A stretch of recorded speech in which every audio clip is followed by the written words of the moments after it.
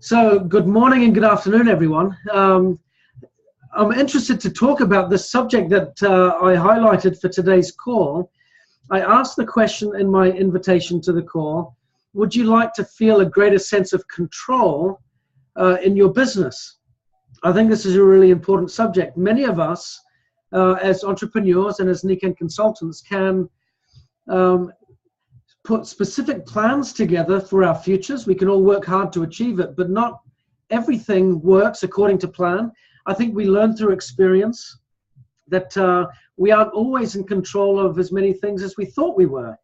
And I've certainly found that in my business experience, both on this side of the fence and the other. There are only sometimes a limited amount of things that we have direct control over. So I wanted to talk about this important subject because I know that for some, it can be frustrating if they feel like they're not quite in control of the results or the activities of their team or so on. How do we move forward? Let me share with you this quote, which I like from Aristotle. He said, "The least initial deviation from the truth is multiplied later 1,000-fold." I'll say that again. The least initial deviation from the truth is multiplied later 1,000-fold.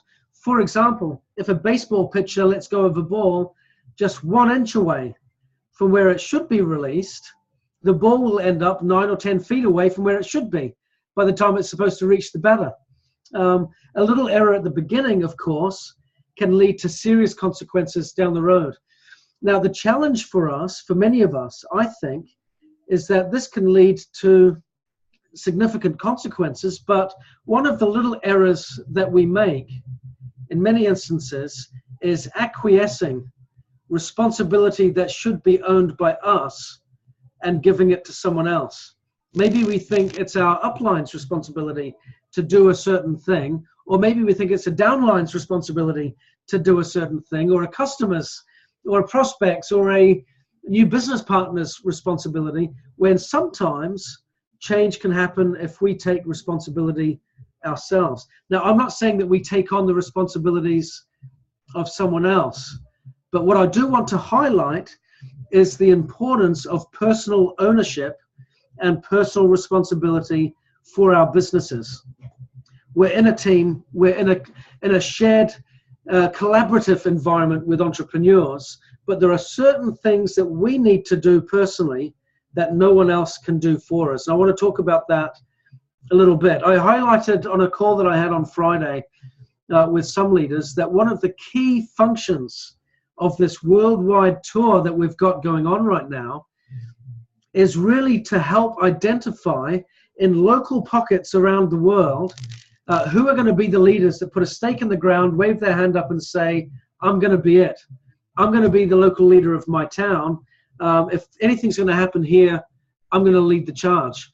This is the critical behavior that is required as that starting point for building our businesses. I noticed this, and Mike, I'm sure, would jump in and agree with this, with a wonderful example with our teams in Mexico. We had a great event in Mexico. We had a company-led event with about 500 plus people on the Saturday, and then an event hosted by Veronica, one of our brand new diamonds in Mexico City. She went diamond just post that event that she held in January. But her event got 650 people there or thereabouts. And people have asked the question, well, how did that happen? How does this work? How do you get that kind of result? The reality is I learned the answer to that, or it was reinforced to me, when we had all these other meetings that were taking place around that event, where local leaders were coming to me saying, Ben, we've got our monthly leaders breakfast tomorrow. Can you join us for breakfast? And maybe you can give us some training or give us some feedback or get to meet the team, join us in the recognition. This person's just going this rank and this person's going that rank. But what they had was a local group of leaders that worked together at a team level in a local area, and they'd have a monthly meeting. Outside of that monthly meeting, those local leaders and their teams around them would do ABCs, one-on-ones, in-home presentations. Maybe they'd have their own local meeting too, but they would have that local activity on a scheduled, consistent weekly basis and monthly basis. And that, to me, is what made all the difference. Is one after the other, Mike and I were being told, can you join my team? Can I just introduce you to my group? We have our monthly meeting taking place at this time. We'd love for you to join us. But there was that system of scheduled activity that was taking place each month with these different leaders. Now, I want to contrast that with a mentoring call I had the other day, where there was a gentleman that I was speaking to who said he's finally decided that he's going to put a stake in the ground and be a launch host and host one of these meetings in his town. He said he'd gone to his upline, but his upline were not active. They weren't doing anything. And so they were not hosting a local meeting. And he said, this concerned me. He says, because as I thought about taking responsibility to do one, I thought to myself, do I have the skills? Can I do this? Will I do a good job? Do I know how to get this done? And I said, you're asking the wrong questions. I said, though I understand, of course, that when we make a commitment like this, these questions will come to mind. I said, you've got to ask two questions, and I put these to you now. If it's not going to be you, who's it going to be? No one? Possibly. If it's no one, and it's not going to be you, what are you going to do about that? You're going to quit? Of course, the answer was a resounding no. Of course not. I'm not going to quit. Then it's you. There's your answer. And whether or not I know how to do it right now, initially is inconsequential. The result is, it's up to me. It's got to be me because there's no one else that's going to do it. The second question that I asked was, if not now, when? If you're not going to do it now and take action immediately, when are you going to do it? Later? Now, the challenges that we have for some, the great thing is, I have to say, not only is he hosting now an event, but interestingly, jumping back to some previous training that we've done in the past, he became an upline to his upline, and they have now engaged and they're doing some events with him. Kind of cool. Sometimes it can happen that way. But we can't sit back and say, for example, using this example from Aristotle, about a little deviation at the front end can lead to a big consequence down the road. If I sit back and say, it shouldn't be me, it should be my upline, or it should be my cross line that's in the area that's got more experience, but it shouldn't be me, I'll wait for them to take the lead. There's the initial error, the initial deviation at the front. And then what happens? You keep on waiting, and what happens to your business? We can see the consequences, can't we, that can flow if we wait for someone else to take the lead. So what I wanted to do is emphasize this point today, that if we want to have a greater sense of control over our business, then we need to take a greater sense of control over our business. There are certain choices that we need to make where we've got to say, it's going to be me. If not me, who? If not now, when? Are the critical questions we've got to ask. So what I'd like to do, rather than just throw at you, take responsibility, sort it out, step up a little stronger, what I'd like to do is share with you some of the key benefits that can come into your life and into your business if we do take that decision to take greater responsibility and greater ownership for our organizations and for our business. The first is this. The first function or benefit of taking ownership is that we then start to operate in an environment of freedom. Now listen to what George Bernard Shaw said on this subject of liberty and freedom. He said, liberty means responsibility. That's interesting, isn't it? And therefore, it's been said, that's why most people dread it. That's why many people in today's age, I think, live having capitulated and given up all that matters, because they don't want to have the consequence or the responsibility that often goes with the liberty that they might pursue. What happens all of a sudden? They're not actually in control of their own lives. They surrendered that control to someone else in order for letting them take the responsibility and the choices that come with it. I heard a great story about a man who was traveling a number of years ago, and he was on a train, and he was sat next to a businessman. And the businessman said to him, as they got chatting, he said, "Oh, tell me about your friends. perhaps as they were getting acquainted, middle of the conversation, I'm jumping in here. And this man said, well, most of them have died. And he said, oh my goodness, most of your friends have died, but you're only 30 years old. How is this possible that most of your friends have died? And he said, well, their hearts are still beating. He says, and there are signs of activity in their other vital organs. He says, I'm sure there's blood pressure in their body. Food is being digested. He says, but I don't think they've had a new thought since high school. Is that interesting? He says they talked about this between them for a while and talked about the great advantage that is found in taking responsibility and how we can live in an environment of freedom if we will capitalize on that great privilege that is ours. And of course, anyone that joins NICAN, of course, what they're doing in that moment when they join is they're accepting personal responsibility for their future. They're saying, whatever I have now, I want to take a different course of action. I want to pursue something better or an additional opportunity to give me more choices. I'm taking responsibility. That's ultimately what they're saying. So there is an environment of freedom that we get to enjoy as we start to own responsibility for ourselves. The second benefit, I believe, is we become more powerful people and we become more interesting people. It's been said that a strong position of responsibility will usually show a man to be far stronger than it was imagined that he was. I think that's very true. And I'll say it again. It's been said that a strong position of responsibility will usually show a man to be far stronger than it was imagined that he was. And I would say imagined towards ourselves as well. Sometimes we might not think ourselves strong enough. Like the gentleman I was referring to before.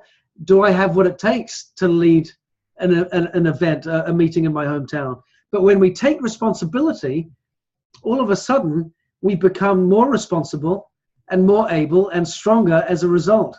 And so we grow in that responsibility to the stature of the person that we are striving to become. We cannot become that in that context of humans being more without being willing to take responsibility and to take action. So I think that's really important. I also think that, like I said, it makes us far more interesting people when we become more responsible people as well. I think we become more interesting to people around us. They want to be around us more as a consequence of that sense of responsibility and purpose. The third point, which I think is really important as well, especially in a business like ours that is so people-centered, is that trust comes from people that are taking personal responsibility. Trust fosters satisfactory relationships, I think, more than any other single characteristic. If you want to have great relationships with your peers, with your upline, with your downline, with your business partners, with your customers, with your prospects, with your new business associates, with your friends and family. If you want to have great relationships, it's really built on a principle of trust, isn't it? And how do we develop trust? We develop it by taking responsibility and owning it. When we take responsibility and we are responsible, people trust us. So I think that's really important as well. There was a book that said, few things help an individual more than to place responsibility upon him and to let him know that you trust him. Now, here is a principle for duplication. As you're building your teams, as we're getting our local events going, don't work as an island. Don't think that when I put my stake in the ground, that it's going to be up to me exclusively. Don't think that being responsible means that I'm responsible for everything. We need to recognize that as leaders, we take responsibility for ourselves, but we also empower others to do the same. We can give them assignments, responsibilities in our team, where we can place those responsibilities on the shoulders of someone else and then let them know we trust you. We know you're going to do a great job. We have confidence in you. And as a consequence, they can rise up, become more. You can strengthen your relationship and you can build your team better. So I think that's a really important point, to feed confidence into other people by giving them responsibilities too. The fourth point, the final point that I want to share, can you hear music in the background out of interest?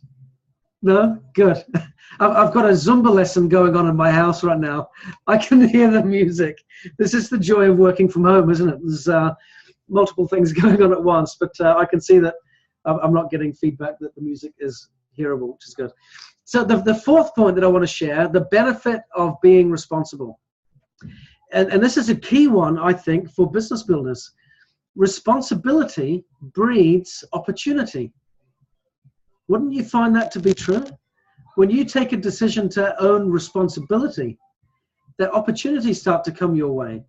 Don't we all act upon that fact? I think we've all been given a wealth of opportunities that are available to us each and every day. When we own that, then all of a sudden we start to see that each day is born with wonderful opportunity to be presented to us. And when we own it, when we seize it, we suddenly find that our lives and our businesses and our relationships all become greatly enriched as a consequence of our one single decision to simply take responsibility for our own lives. So, going back to this original question, how do I take ownership? How do I feel a greater sense of control over my business? It's simple. Take it. Claim it. It's ours to be claimed. It's ours to be owned. And I think it's really important for each of us that we do that we take ownership, we feel responsible, and then we act accordingly. I want to give you my confidence in the schedule that we've got right now, and so many of you involved in this, with the World Active Wellness Tour that is taking place. And it's taking place in little towns and villages and big cities all around the world. And I love that. But this is what I feel is important, is what it is doing is helping people feel empowered that I'm going to lead my business. Oh, 1 second, son. Okay, 1 second. I'm going to have a visitor with me and we'll wrap up in just a minute. But it's all about taking responsibility for our local town, our local team, and even if that team means that it's just one person, then we start with that one other person and we build out from there. I want you to know, whatever the starting point is for us, that's where we've got to start. We build where we're currently standing, we grow out from there. Don't look at someone else's position and go, if only that was my starting point, because it's not. Ours is ours. Theirs is theirs. We need to own our own spot and build out from there. But I have confidence if we own it, if we take responsibility, if we say, if not me, who, if not now, when, and take action with that, we will become a person of influence, we'll become a person of interest, we'll become a person that is filled with opportunity, surrounded by people that want to be around them, and we will find that our business and our lives will start to really thrive more than before. So let's do that. Let's take full ownership of everything that lies before us, run it at full steam ahead, and just know that you've got a team around you, beside you, in front of you, behind you, every which way in Nikan, cheering you on, encouraging you, and being willing to work with you and support you 100% of the way. So thank you all very much. I hope you have a great rest of the week, and we'll speak to you next week. Take care, everyone, and have a great day. Bye-bye.